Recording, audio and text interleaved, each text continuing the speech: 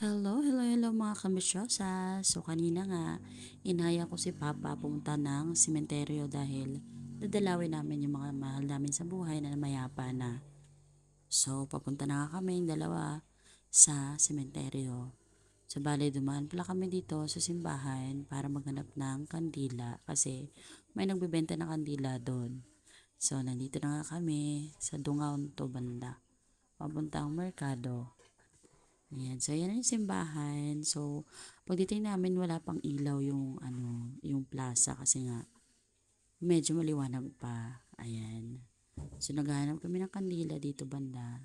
So, nakabili na kami ng kandila at pumunta na kami sa sementeryo. So, nandito na nga kami sa sementeryo at sobrang um, dami na pala ng pagbabago dito kasi meron na palang bagong sementeryo dito sa may gilid. Ayan. Then, ito yung lumang sementeryo. Then, meron pa yan dun sa kabilang gilid. Ay, hindi ko na na-videohan. So, nandito na nga kami. At ipagtitiri ko lang ng kandila ang aming mahal sa buhay na namayapan. So, ayan. So, dito sila nakalibing. Si Lolo, tsaka yung pinsan ko na kapatid nila, mama na bunso. Yan yung bunso nila. And then, yung nanay at tatay ng nanay ko. Ayan. So, pinagtirig lang namin ng kandila kasama si Papa. And then, dami kong dyan. Ang daming mga mga bagong namayapa. Ayan. So, kailangan din natin silang alalahanin. Ayan. So, medyo madami kandila yan. Mga 10.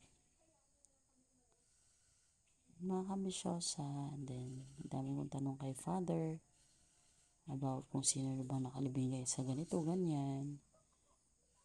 Diba? So, ang daming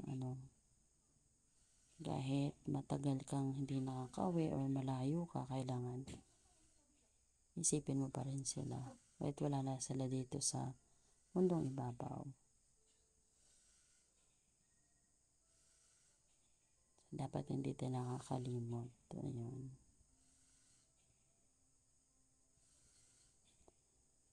So, yun na nga. After namin dyan,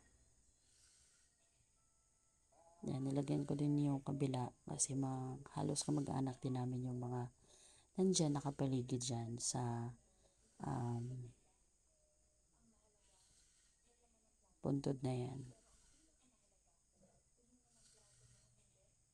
And then medyo 30 minutes din kami ng tagal dito. Yan, so pag alis nga namin at pag uwi namin, nakita namin sa plaza na may ilaw na. So, ganyan pala siya pag may ilaw. So, babalikan ko yan kapag may time na. Diba? Ang ganda mga kambisyosa.